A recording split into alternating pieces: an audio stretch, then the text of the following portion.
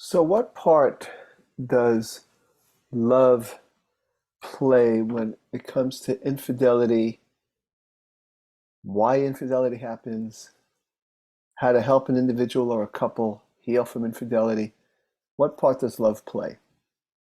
I have been working with couples and individuals who are dealing with the crisis of infidelity for many, many years, many. And love is an important word. Love is about being interested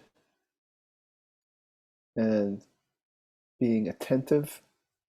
And so when a client comes into my practice and wants to share with me, wants me to help them on why they on their infidelity issues, I need to go deep with them. When it comes to infidelity, as opposed to other problems, people are very judgmental of people who cheat. I understand that. The whole idea you're a cheater, you're a jerk, you're a selfish person. I understand that. It's been part of our culture to really be far more judgmental of people that cheat than, for example, someone who drinks alcohol too much. They're both harmful, but there are definitely different attitudes. If someone's drinking too much, the typical friend doesn't say, "Oh, just leave the jerk." But if somebody has cheated on you, that's not an unusual reaction. The loving response is to look for what's true, what's really true. What makes someone sabotage a relationship that they value? That's an important question. I have not met any person who cheated that had no parts of them that didn't want to cheat. There's always parts of them that didn't want to cheat. There's always parts of them that want to be loyal. They want to live up to their scruples. Maybe I don't see sociopaths, but the people I see, there's always parts of them that didn't want to cheat. It's easy to love those parts. What we need to do is love the parts that cheated or that wanted to cheat and followed through with it. Now, when I say love those parts, it doesn't mean that we encourage those parts, that we should continue to permit those parts to run the show in our lives. No, infidelity is not loving. It's an act that's not loving. It's not loving to the person who cheated, but of course it's not loving to the person who's betrayed. I call it I call it an interpersonal crime because in order to make good decisions, we need information. And when a person is having a secret and cheating, they're depriving of their partner of important information to make decisions that are truly based on their life and what's really true. So it's not a crime that people will go to jail for, but it is an interpersonal crime in the fact that it's stealing from that person the opportunity to get the right information to make decisions about their life. So I'm pretty black and white where secrets are harmful and can be fatal to relationships. So it is very important um, for me to get that point home. But having said that, it's no help to be unloving to the part that cheated. So when I'm being loving to the part that cheated, I'm being interested. And the part that cheated is trying to do something.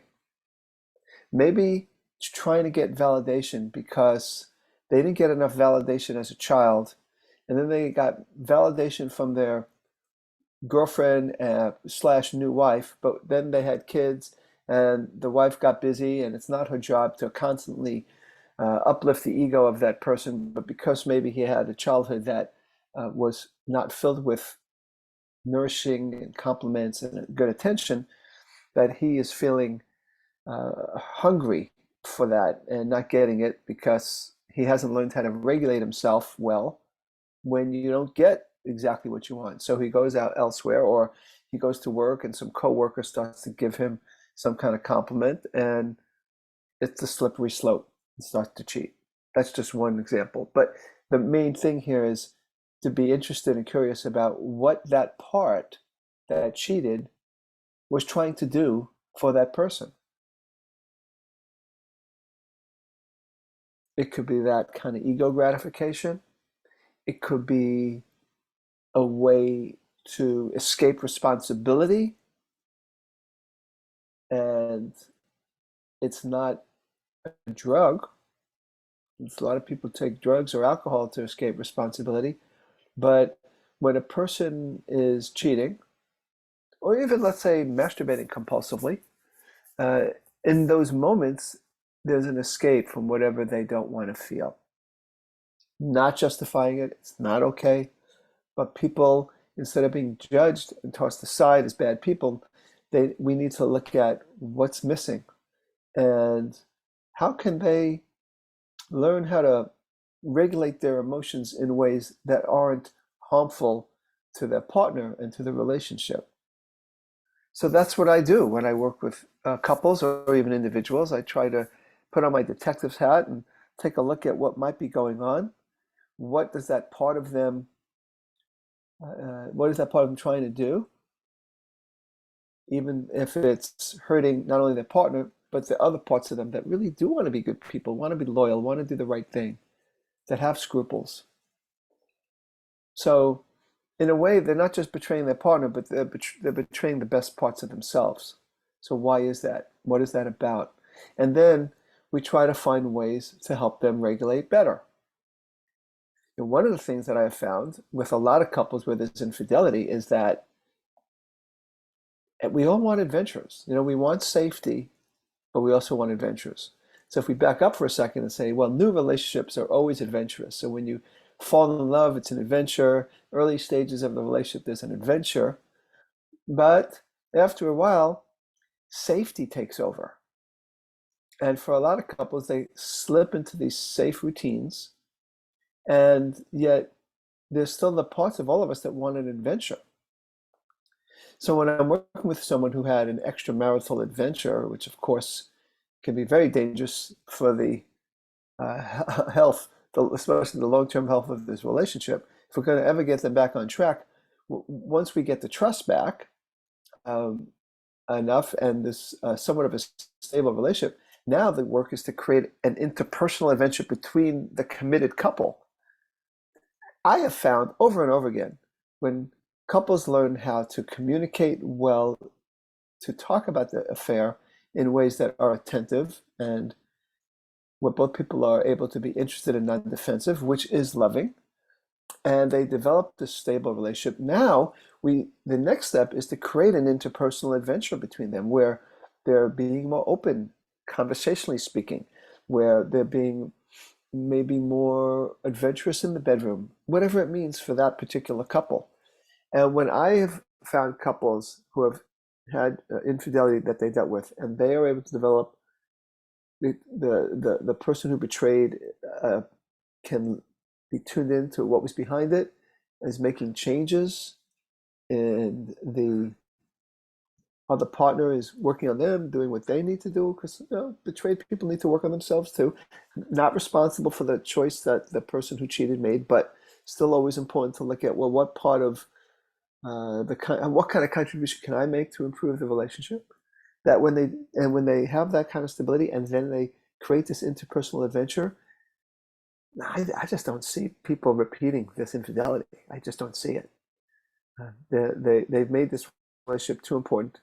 The parts of the person who cheated that did cheat, now it's not necessary to cheat anymore because they have found other ways to solve their problems. They have learned how to take care of themselves better, or whatever it took, or be kind to themselves, or create that adventure.